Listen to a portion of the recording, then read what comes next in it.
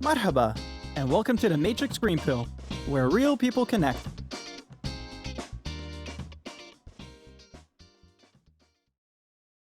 Hello and welcome back to the Matrix Green Pill podcast. I'm Hilmarie Hutchison, CEO of Matrix Public Relations. I'm so happy to be back again today, and I'm joined by my lovely co-host, Shireen. Welcome, Shireen, and how are you today? Hi, Hilmarie. I am great. Thank you so much for asking. In today's episode, we are touching on a topic that is very relevant, especially this year. Let me introduce you to our guest, Dalia Halabi, who is going to be part of this conversation with us today. Dalia has a Master's of Science in Applied Psychology and has been a mental health therapist for over 7 years.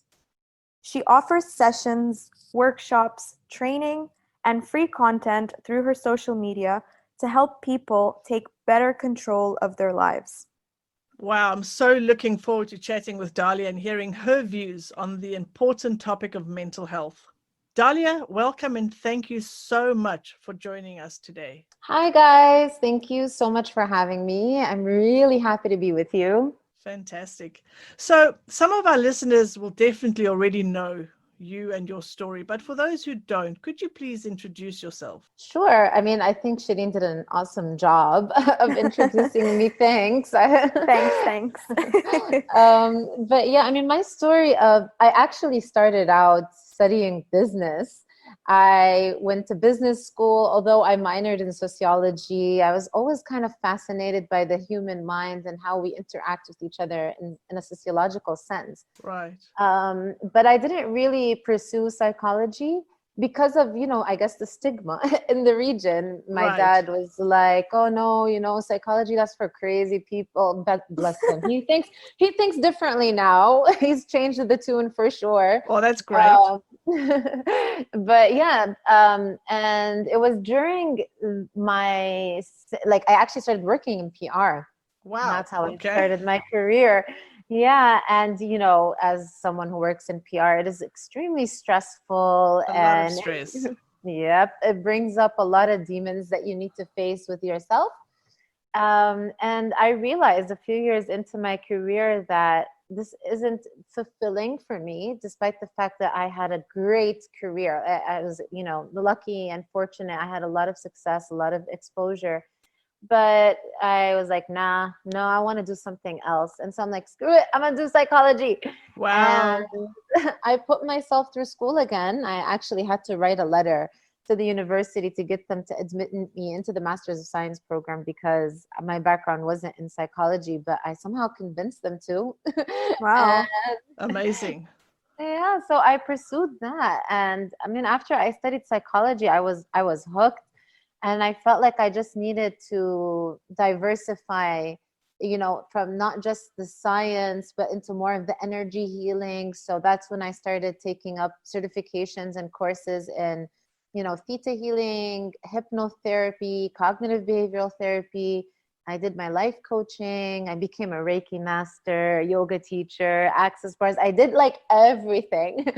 And selfishly, I started just to practice on myself because I wanted to better myself. And when I saw the results of how it impacted my life in such a positive and profound way, I realized that that was my calling. I'm meant to help people, get their life together in the same way. That's amazing. And as you say, to find the path or the job, the thing that you do that makes you happy is so important.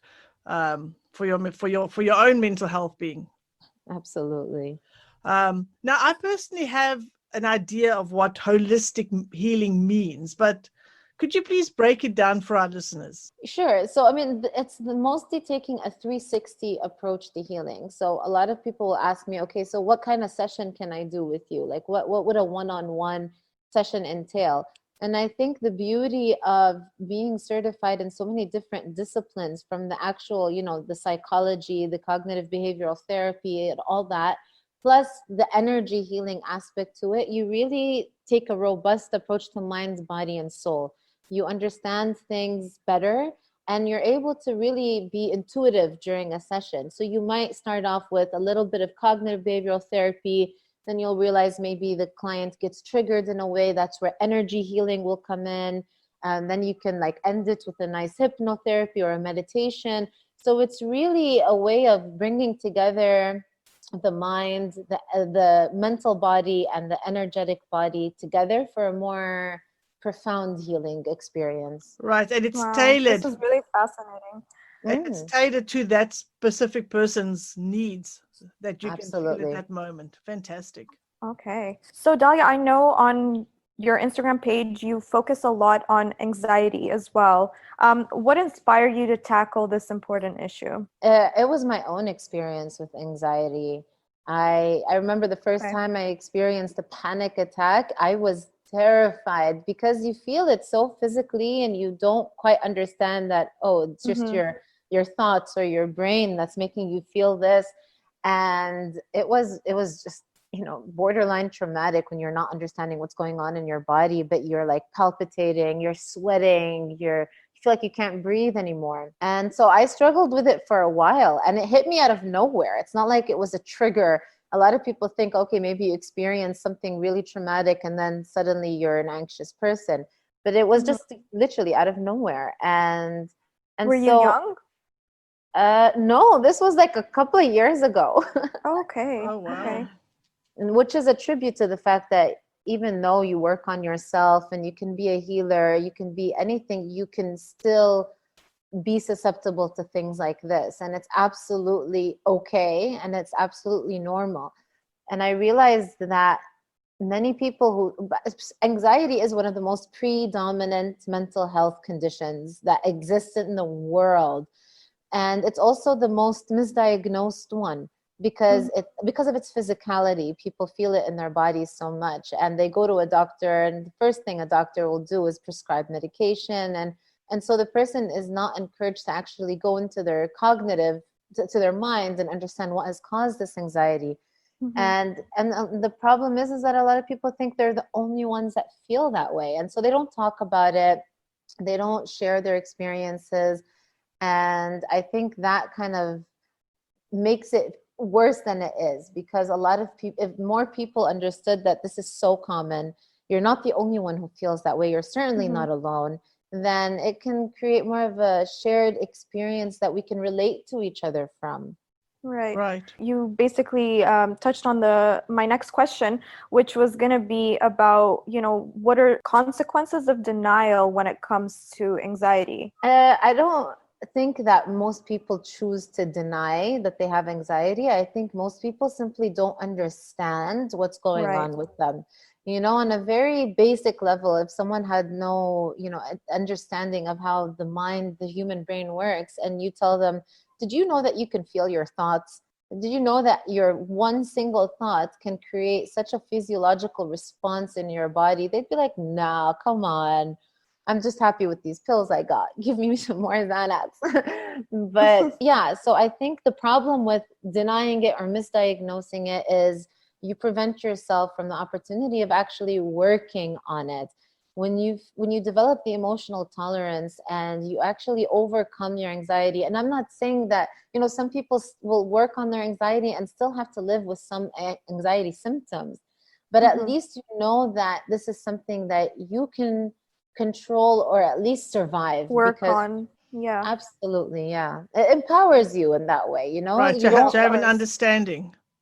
Exactly. So you no longer think of yourself as an anxious person or I have anxiety.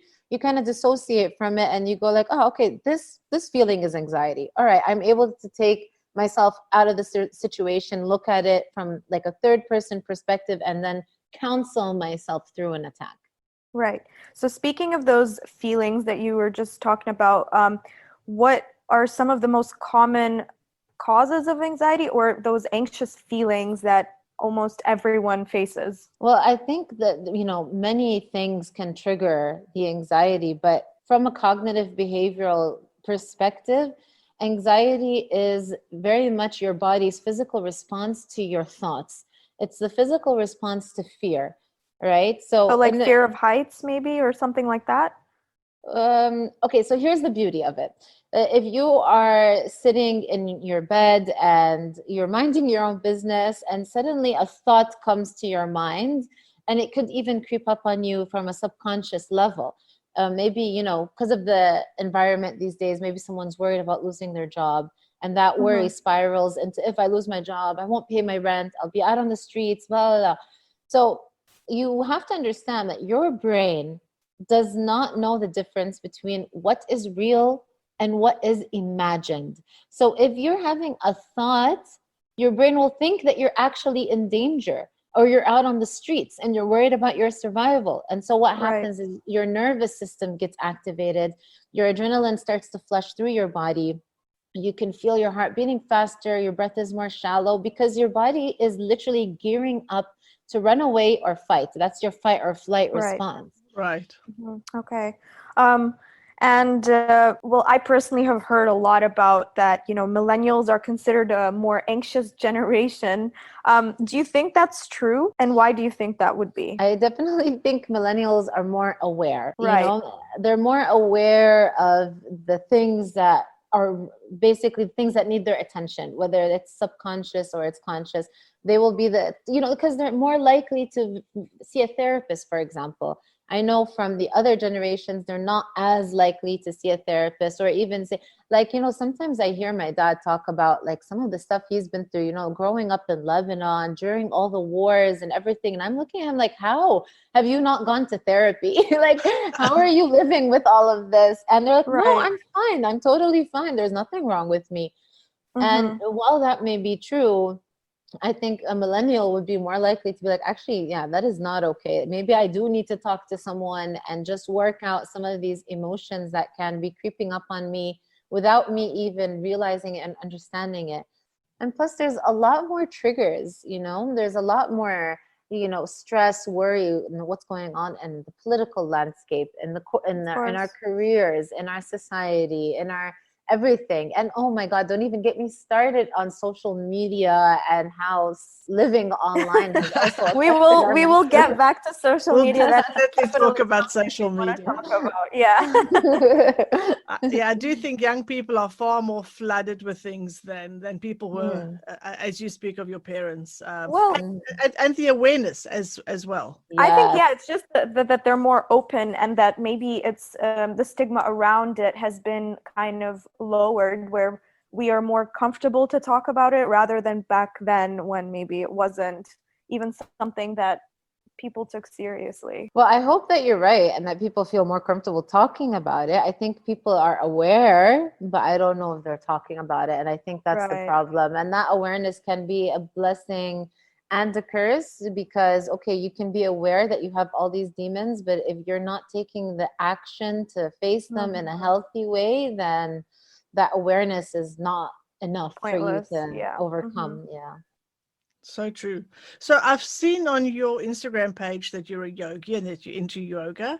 So how long have you been doing that? Was it before you started being a mental health therapist, or have you always done that? It was after, actually. I mean, I've always practiced yoga because I like to move my body. I mean, I was an athlete when I was younger. I was always, playing basketball, volleyball, soccer. We were in high school, sports were a big part of our lives. And when I started working, and the stress and all of that, plus I'm the kind who is not so, I know I probably shouldn't say this, but I don't take it very easy. I don't give myself time to unwind. So I'd be working, plus studying, plus doing a course, plus doing a workshop, all at the same time. And so, my yoga sounds mat like Hilary. Sounds like a typical PR person that can take on a lot of different things. Yeah, we can wear a lot of hats, can't we? Absolutely. So what you're saying is that yoga can be good for mental well-being. Oh my, yeah. A lot, yoga is, a lot of people think it's the beauty of yoga is it's an out-of-body experience, and it's an inner body experience, if that makes sense. Because it's not just the workout or the fitness aspect of yoga, it's the synchronizing breath with movement, it's the pranayama, it's breathing. A lot of people go their whole lives not breathing the right way. A lot of us, breathe from our chest and our breathing is shallow. Yoga will teach you how to breathe from your diaphragm, from your lungs, and how to master your mind, how you can watch your body get into poses that you previously didn't think you could do. And that kind of self-mastery that comes with the yoga practice is what kind of drew me to it, because it is as mental as it is physical. Yes, absolutely.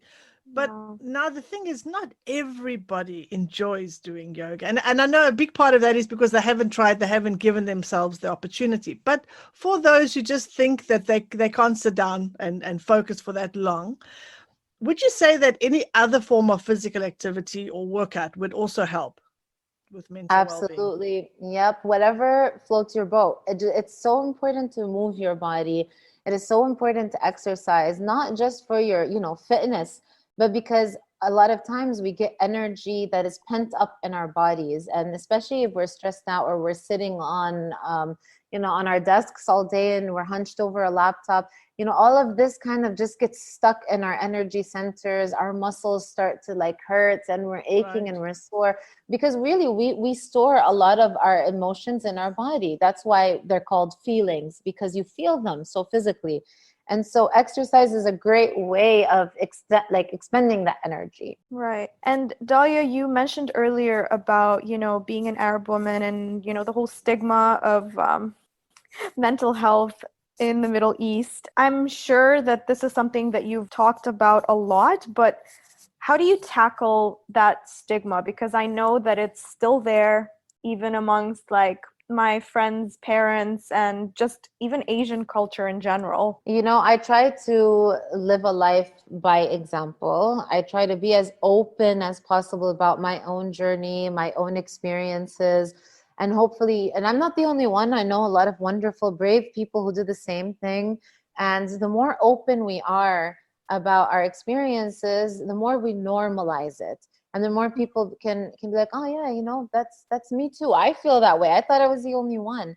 And the more that you educate people, which is why, it's so important for me that I'm putting out this content that is free and that is practical.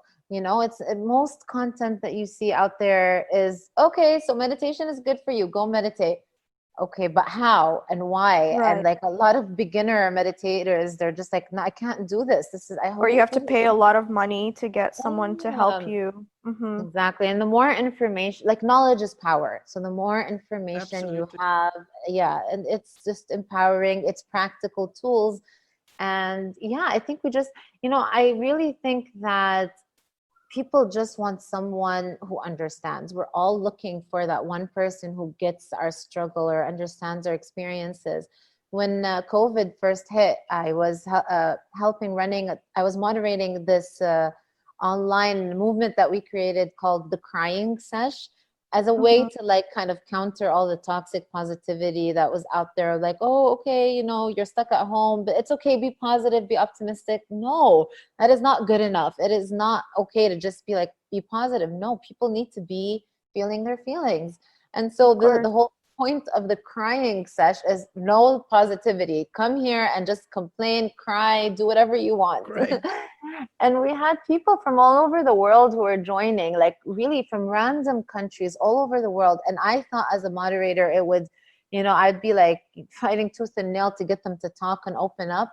I didn't have to say a single thing. Oh, People wow. were just talking. They just wanted someone needed someone to listen. Yeah, and the beauty of it, and the thing that touches me till this day, is how these virtual strangers were comforting each other and holding space for each other and being like, oh Right. no, you're not the only one who feels this way. Me too. This is what helped me. This is something that helped me. You should try. Oh yeah, okay, I'll try it. And it was that exact sharing of experiences that helps people. Of course. But what would you say to people that don't believe in mental health? Like I was talking about some of my friends as parents who didn't take it seriously, or they just don't believe that mental health is something serious or real. I know. I hear this a lot. It really breaks my heart. There's nothing worse than you feeling something so strongly and you're trying to put it into words, and then someone goes and tells you, oh, just grow up. oh, stop crying. What are you complaining about? Like, Snap out of it. snap out of it. That's a horrible thing to say to someone who's actually struggling. And I just hope that people, I don't feel like it is my obligation to convince people of anything. I respect people's free will to believe whatever they want to believe.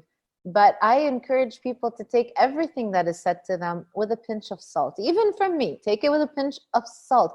If someone is telling you there's no such thing as mental health, do you really feel this to be true? Do you not have any if you have like a brain, then you have mental health. If you're happy, that's still you having mental health. That's mental health, whether you're happy or not. That's mental health. Right. Yeah. Well, I also personally have many friends in my life who are very anxious people, and sometimes talking to them or being there for them in the right way, I kind of struggle with what to say or what to do. And I think a lot of people would feel the same way. And what advice would you have to be supportive towards their anxiety? I think that's a great question because, I see a lot of people who, I remember even me, even though people are good, like intentioned and they're good hearted. When I first had my first panic attack, I remember people just being like, it's okay, khalas, yalla, no, you're fine. Yalla, get up, walk it off. Like that is not something that you want to be hearing in that moment, and you don't really want someone crowding you. And a lot of times if you're having a panic attack or you're feeling anxious, maybe you feel bad to even allow yourself to be seen in such a vulnerable way. So my advice for people who are supporting someone who's going through this is, first of all, just let them know you're there, but don't try to control how they're feeling, because you telling someone to calm down is not going to calm them down. It's just going to make it worse, because if they could calm themselves down, they would have already. The second thing I would say is that you could guide them in a way. So something that works really well is the 5, 4, 3, 2, 1 approach. So try to get them to notice 5 things that they can see around them. Try to get them to hear or listen to 4 different types of sounds that they can identify. Maybe it's the AC, maybe it's the sound of your voice, maybe it's a calming tune or something. Then get them to feel 3 different things, get them to smell something. So the idea is that you're engaging their senses. And when you're engaging their senses, you're helping them ground into the moment. This is in a panic attack or just when they're feeling anxious in general? In general, but especially during a panic attack, this can be very helpful. I always carry with me lavender essential oil because the scent of lavender is very calming on the nervous system, but also, teaching them how to breathe, maybe helping them count their breathing, like inhale to the count of 4, slow exhale to the count of 4, to just like talk in that calming way. And also just let them know that they're not dying. That's like the number one thing, because a lot of people who go through panic attacks, they feel like this is it, like this is me dying right now. So just reassure them that it's something that will pass and that you're there with them until it does. Wow, what fantastic advice. Wow. Thank you so much for that. Thank you. Brilliant. Thank you. I just want to come back to what you had mentioned earlier about having set up that online class earlier on in the pandemic. So with the world moving online these days with all the Zoom calls and things, do you think it has become easier for people to connect and to reach out for help? I definitely do. I think it's being online helps facilitate connection in that way, but it never will replace the importance of actual human connection. And I think we all can understand this because, everyone has been living on Zoom as a way to connect with their family and friends, but it's not the same as actually physically being next to your family and your friends. Right. You still need the touch, the human touch. Absolutely. And that's why I prefer to do my sessions in person. But if that is not possible, then definitely online is a great way to not only connect with someone, but also to access information, to access knowledge. And I think like what the UAE has done by setting up that mental health support line is fantastic. And if you're worried about your, anonymity, there's a way to stay anonymous and just still ask for help and still reach out for help. But I would say if you're online looking up information and you're trying to get knowledge, be very critical of everything you read, whether it's for or against mental health. Like this is the first thing that they teach us when we're writing our dissertation, that, okay, you might have a thesis or a hypothesis that you're putting out. The first thing you need to do is see how you can disprove yourself. So look at both sides and make informed decisions. Excellent. Okay. Very good. So looking at it from another angle, though, do you think that the amount of time we spend using technology can have a negative impact on our mental health? Definitely. Yes.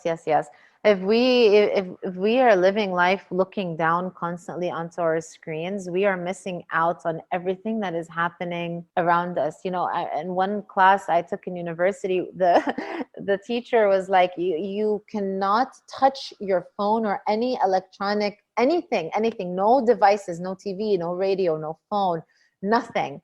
And then you need to write down your experience and journal your experience with that. And I remember, I swear to God, it sounds like I'm exaggerating, but I swear I started seeing colors more vividly. Wow. I started being more in touch with how I was feeling. Social media and looking down on our phones is a great way to distract ourselves from what's going on inside of us. And when we're constantly living outside our bodies, we are not aware of the kind of thoughts and the emotions and the feelings that are, I think it's habitual. The minute you start to feel a bit uncomfortable or maybe something starts gnawing at you, you start to mindlessly scroll on Instagram instead of actually, instead of actually sitting with yourself and being like, okay, this is what's wrong with me. Let me try to understand what I'm feeling and where this feeling comes from. Right. So it's like a coping mechanism in a way. And it's as addictive as anything, There's only two industries. It's very addictive. Yeah. There's only two industries that refer to their customers as users. I think you know what I'm talking about. So staying on the topic of social media, what is your take on how specifically social media affects the mental health or well-being of people in general? Just being on Instagram, how would that affect someone? All right. First of all, no one on Instagram is sharing their downs. Everyone is sharing their ups. Of course. It's all curated content that is not reality-based. And the problem with that is if people are looking at that thinking this is reality, and comparing it to their own reality, they might start feeling depressive in the sense of, why don't I have this lifestyle? Why don't I have this? And comparison is such a dangerous thing. And second of all, it's this unrealistic idea of what beauty is. I mean, one of the top causes of mental dis-ease, I'm not saying disease, I'm saying dis-ease, is body image issues. I don't know anyone in my own group of friends who is not currently on a diet. Do you know how depressing that is for me? I love food. And it's like this with so many people, because who said that size 0 is beauty? You know what I mean? But of course, everything that you see that's photoshopped or that's altered in some way, and maybe it's not. I'm not saying every influencer out there is photoshopping her stuff, but some people, maybe naturally their body type is a size 0. Sure.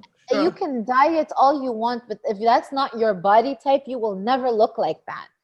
Exactly. And I think, and it just makes it lowers people's self-esteem. It makes them feel like not confident at all. They start hating themselves. I try to get a lot of people who I work with to do one simple experiment.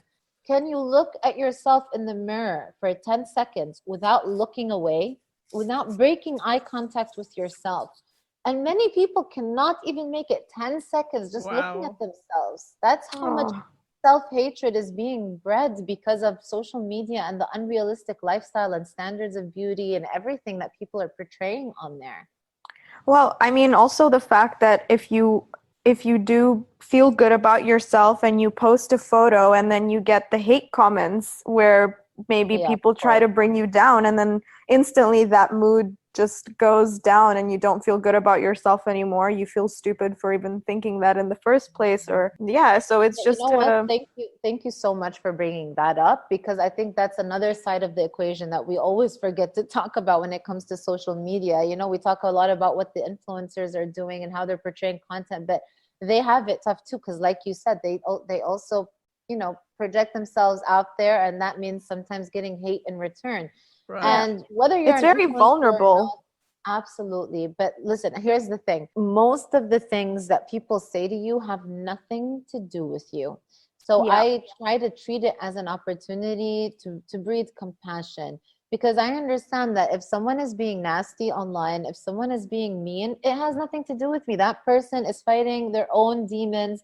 I don't know anything about their journey. Now, it doesn't make it okay, but I can understand that it's not that I did something wrong that I should start doubting myself or what I posted. All right. Mm-hmm. People are just battling their own stuff, and sometimes we are, the punching bag. But that means you have to develop a thick skin. And I also believe that if you are on social media, then you have a responsibility, especially if you're an influencer, then you have a responsibility to be honest about your story. Let people see that your life is not always, rainbows and sunshine. Talk about your lows and talk about how you overcame your lows. If you're a success, bravo. How did you get there? I'm sure you had to fail a few times, overcome a lot of things to get to where you are. So inspire people. More transparent about both sides, not just the highs. Yeah, exactly. I agree. And I see this a lot with yoga, because if you follow yogis, they are like beautiful, perfect flows, so balanced, so posed, and they never trip, they never fall, and they're so flexible. And you're looking at that being like, I can never do that. And so it prevents people from even trying to practice yoga. And like, I've been a teacher for 7 years. I teach yoga, and there's still some things that I can't do. So I try to normalize this. Even when I'm posting about yoga, when I'm doing yoga, I try to show that it's not perfect. You can stumble, you can fall, maybe you can't press up into a handstand. It doesn't make you any less of a yogi. You make me feel better now. Thank you for that. Dalia, so do you think that everything that we've talked about right now, does that mean that social media is one of the biggest factors in the increased anxiety these days? Look, inherently, nothing is good or bad. Inherently. It's how it's being used that can make it good or bad. So if you are, putting yourself in situations where you're only looking at content that makes you feel bad, it's not social media's fault. It's, maybe, today I actually did something where I started unfollowing a few people that every time I looked at their content, I was like, I don't like the message that you're spreading. And I felt so much better that they weren't popping up on my feed anymore. Right. You can control that yourself. Of course. Exactly. Yeah. You can curate whatever social media experience that you can choose. Like if I'm spending time on social media, I'm spending a lot of time looking at, people who inspire me. I'm looking at information. I'm teaching myself a lot of things. I'm doing online workshops. I'm doing online trainings. You can use social media as a vehicle to better yourself. And if you're feeling like social media is bringing you down, there's also things that you can do to limit its negative impact on you. So like, what are some of those things that you can do to manage? First of all, it's not unfollow people who make you feel bad about yourself. One of the people I unfollowed today, she was talking about calorie deficits and how she only eats like 500 calories a day. And I'm like, are you trying to get people to starve and kill themselves? Like, what are you doing? That's mad. Yeah, unfollow.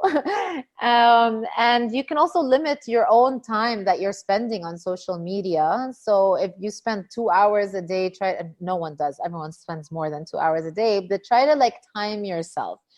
And use social media and your mindless scrolling as an opportunity to become more mindful. So this is something that I always do, and I always talk about in my mindfulness workshop. If social media is a way that you distract yourself from feeling your feelings, then the next time you catch yourself scrolling on your phone, stop and put the phone down and ask yourself one simple question. What am I currently unwilling to feel? And just sit with that. Just sit with that question. What am I unwilling to feel right now? Let it come to you. Breathe through it. but use it as an opportunity to practice mindfulness. Be mindful of your behavior and your motivation. But that was some excellent advice, Dalia, to be mindful, to be conscious when we are doing certain things, and to take control ourselves, and not just with our thinking, just scrolling and scrolling. Yeah. So during times of uncertainty, as we are going through right now with COVID-19, when people are faced with fear, panic, and loss, do you think that more people are dealing with anxiety? And have you had more people reaching out to you during this time? Absolutely. And I'll tell you why we are seeing a spike in anxiety. Because we are just so used to being habitually busy. We wear our busyness and our stress like badges of honor. The busier you are, the more successful you are. I think that's the image people seem to have. And because before COVID, we were always on the run, it's always like work and then something to do after work. And then when I get home, I'm thinking about what I need to do tomorrow. So you're always on the run. You're always having something to do. So you don't really have the opportunity to be embodied or to actually sit with yourself. And so everything that stresses you out, all the negative emotions, all the negative thoughts easily get swept under the rug, because you can use your busyness as an excuse not to deal with them. But then when the lockdowns happened and people realized there's no busyness, there is no like going to work and commuting and all that stuff that used to distract them before, they had no choice but to actually sit with the thoughts and the emotions that they had, tried to distract themselves from this whole time. And because not everyone has the tools and the resources to be able to help to deal with these things in a healthy way, they started really panicking and feeling anxious. It's scientifically proven that, the average person has over 60,000 thoughts per day. Wow. And 95% of those thoughts are repeated, which means every day you have the same thoughts. And a lot of times this is a subconscious thought, so you may not even be aware of it. And 80% of those repeated thoughts are negative. So that means roughly 45,600 negative thoughts per day. Oh my God. I did not know that. So imagine what these negative thoughts, what kind of emotional toll they take on your body. So when we can't control the thoughts that come up, especially if they're subconscious, or the emotions that arise, especially in a period of uncertainty, we need to kind of relinquish our need to resist them. We can't keep, distracting ourselves from them. And when you stop trying to run away from these things, then a space opens up in you, and it kind of allows you to deal with those things in a more mindful way. Yeah, so true. So trying to put a silver lining on it, would you say that there have been positive outcomes from what the world has experienced during the pandemic? I really do. I think that people are understanding the importance of connecting with each other, of dealing with their own emotions. The fact that, for me, and I think this is a small sample size, but the people I get to work with, the people who come up to these support groups, the people who sign up for the workshops, the fact that those numbers are increasing is a tribute to the fact that more people are waking up to wanting to better themselves, to understanding that, okay, I can't go on living like this. I need to find a healthy, productive way to fight my demons or to deal with the stuff that's been bringing me down. And, COVID kind of slowed us down enough to allow us the opportunity to do that. Yeah, to kind of take a look at our lives and understand that there's a correlation between your mental health and your physical health, and how you join those two together to kind of better yourself, right? I think a lot of people did kind of pay more attention to that because they had the time, I guess, and like you said, more time to think alone or with their because thoughts. They were forced to. Exactly. So let's change direction a bit, Dalia. Tell us one of the proudest moments during your journey. Proudest moments. Does it have to be a specific moment? Because I can tell you. You can tell as many as you want. I'll tell you something. When the COVID, I had always kept my career while I was doing the mental health on the side. But when COVID happened, I took a leap of faith and I kind of, deep dived into the unknown. and decided I'm going to make mental health my priority. That's it. This is what I want to be doing. This is my life calling. And I think now is the time to do it. And that has kind of forced me actually to learn how to embrace the uncertainty and how to really live outside my comfort zone. Because I realized that keeping my job all this time meant that I would have a safety net and it would keep me in my comfort zone. And while I may not have a salary like I did, like a monthly salary, now it's like, all right, I'm not worried because I know that I'm aligned with my life purpose, and so the abundance and the everything will come. And it's like the universe tries to signal, like let you know that you are on the right path.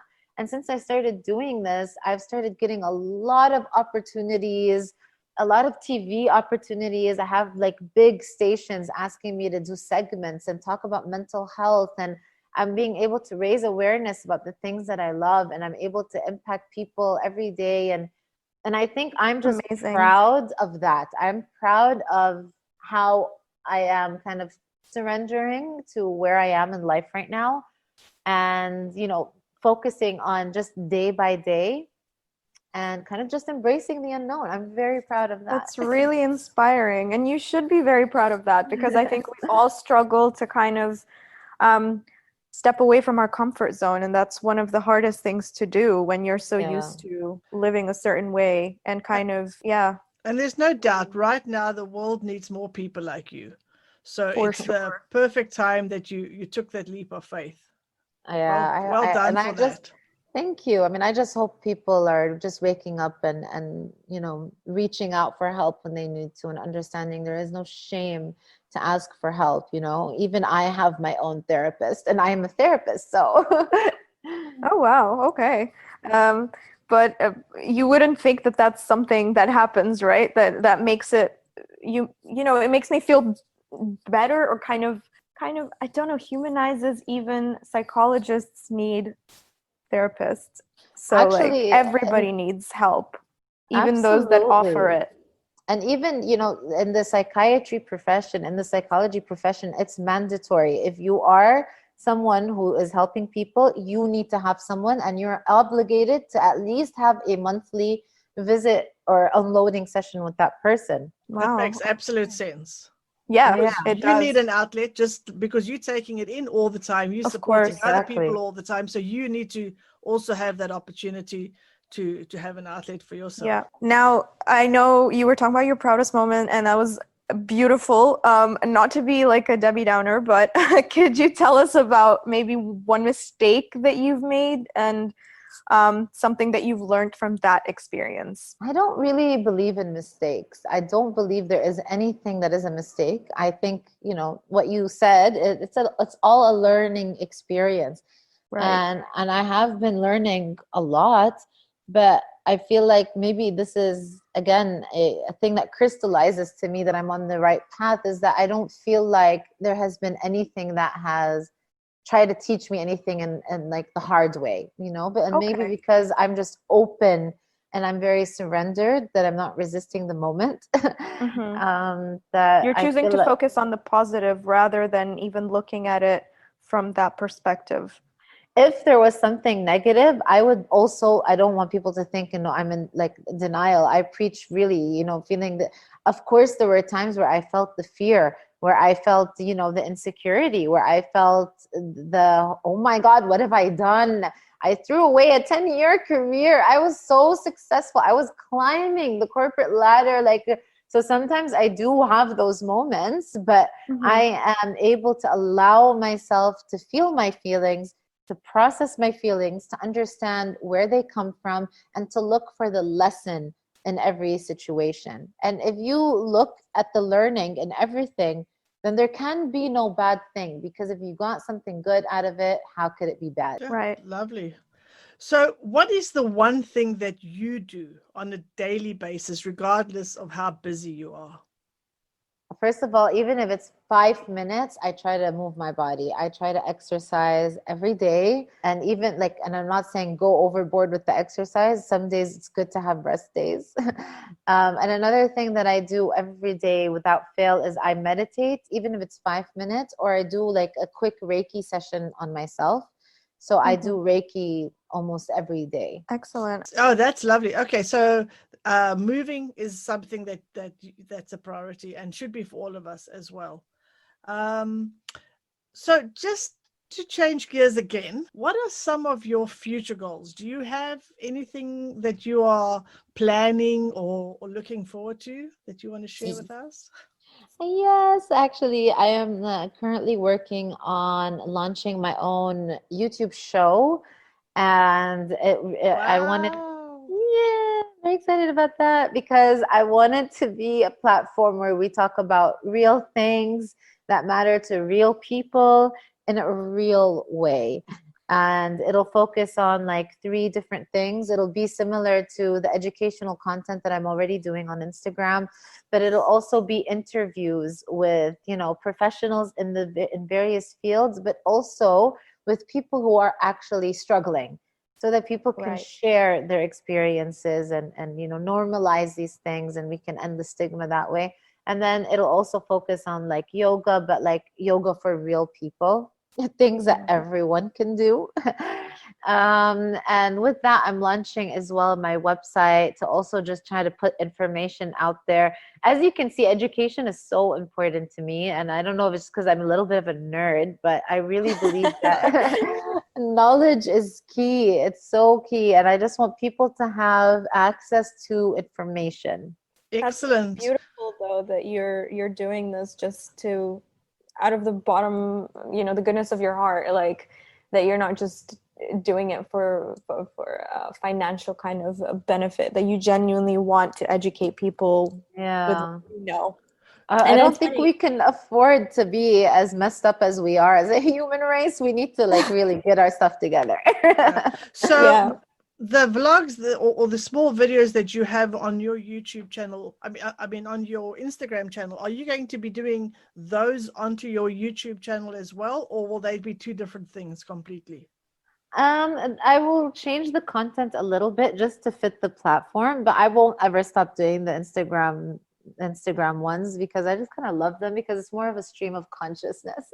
I'll wake up one day and I'll just be like, you know what? This is something that's on my mind. And I always feel like someone could hear it and someone needs to hear it. And without fail, every time I post it, someone will randomly message me, be like, girl, I needed to hear this today. This is exactly what I'm going through. Brilliant. Yeah, Wow. that means the Excellent. world to me. That is It's something actually, yeah, it's so funny that you brought up the YouTube show because that was actually going to be my question for you, because I did watch some of those videos that you've put out and I was wondering like, you know, these are pretty good. Why doesn't she start a vlog? Or is she planning to, or something like that? Thanks. And also I noticed that your Instagram handle is the Dalia Llama, and that you use llamas with these like sunglasses on. Was there a reason that you chose the llama, or? Yes. Okay. So my dad, who I'm very close to, he's literally my best friend in the world. He's always, you know, on the receiving end of many of my rambles. And so he tells me, you know, in Arabic, it's you say, you know, ليش عم تتفلسفي, which means you philosophize too much. You're always philosophizing. I don't know if that's a word. He's like, I'm just gonna call you the Dalai Lama.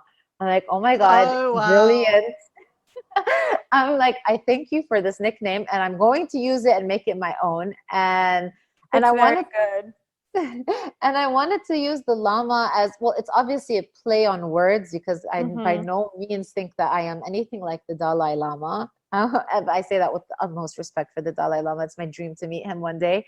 But it was that thing that I was hoping would differentiate me from every other person who's talking mental health, because and I say this with the utmost respect for everyone who is, but I find that most of it is really too serious, and it's kind of, you know, a bit boring and monotonous, and people don't engage in that content because they think everyone who's talking psychology or mental health are just like these really quiet kind of people that put you to Very sleep. deep conversations kind of. And I just wanted to like portray all of this in a fun way, in a funny way. Like, don't take yourself too seriously. And I'm not taking myself too seriously either. That's I mean, great. you do that with just having a big smile in each one of your videos, and I instantly, like, just by clicking on it, I'm like, oh, this already puts me in a good mood. Like, she has such a big smile. Like, I don't know what she's smiling about, but it makes me smile too. Thank you. That's so kind. So tell me, when are you planning on launching your website and your YouTube channel? Do you have some dates in mind yet, or? I don't know. I'm working on it. Like now I'm working on the intro, trying to make it as profesh as I can, because that's how I want it to be a bit different from like the Instagram stuff. I already have like a lot of content that I know I want to talk about, and I've structured it in a way, and I even have like who I want to interview. It's just a matter of getting it off the ground, which I'm hoping before the end of the year, both things will be launched.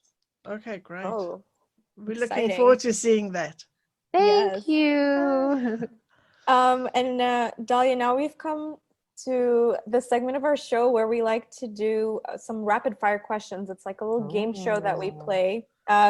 So just first thing that pops into your mind, go ahead and answer, okay? Your favorite yoga position. Ooh, chair pose. Your favorite cheat meal. Burger and fries. Your favorite workout song at the moment. Who's That Chick by David Guetta. It's very weird and random and old, but I love it. Okay. That is an old one. It is old, but it's like, it's anchored in me that it just hypes me up. Coffee or tea? Coffee. Okay, like me, I love my coffee. Yeah. So, thank you for that. Thank you for playing along. So before we wrap up, we get to our long-awaited green pill moment. So what was your green pill moment, the action or event that was the turning point for you or for your career? Well, I think what I told you about earlier with the shift in my career, I think that's a big green pill moment for me, taking that jump and that leap of faith. But I also, in a more personal way, I told you about how I studied psychology, but what really spurred me into the energy healing aspect of the work that I do is I was in a relationship that completely destroyed me. Like it broke my heart, when me and my partner had broken up. And I had, I thought at the time, I'm like, this is my rock bottom. Wow. And that specific breakup is what led me to seek help and to study theta healing and all the energy healing modalities that came after that. So I always think that that was one of the best things that ever happened to me, even though at the time it felt like it was the worst thing that ever could have happened. And it was what got me hooked on all the energy healing modalities. And it, I started studying more and working on myself more, and it changed my life in such a positive way and kind of led me to where I am today. I love that. Fantastic. And thank you so much for sharing that with us. You're so welcome. And thank you also just for everything you've spoken about with us today, for shedding light on such an important topic, and for all that you do to help people with their mental well-being. Thank you for giving us a platform to talk about mental health. It's really important that people like you are doing your part to raise awareness, and that's great. That is lovely. And I'm so sure our audience will thoroughly enjoy this conversation as much as we did. So thank you so much for making the time and for coming to talk to us today. So happy to. Yes, you really educated us today as well and gave me some important questions. Yes. Also, just before we go, would you please share with our listeners where they could find you online?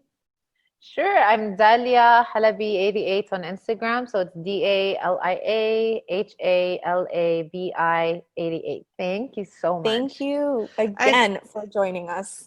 And you don't have a LinkedIn or any other? I do, media? But I mostly am on Instagram. I'm not that active on other LinkedIn. platforms. Okay. Because we can put all your links down in the show notes so folks can find you, and we can update it as well when we know what your website and your YouTube. Oh yes. Thank you Awesome. so much for joining us today, Dalia, and we wish you nothing but the best with everything that you've got planned. We are Thanks. looking Right forward back to at seeing the you. next thing for you. Appreciate it. Bless you guys. Thank you so much. If you enjoy our conversations, please like and subscribe. See you next Wednesday.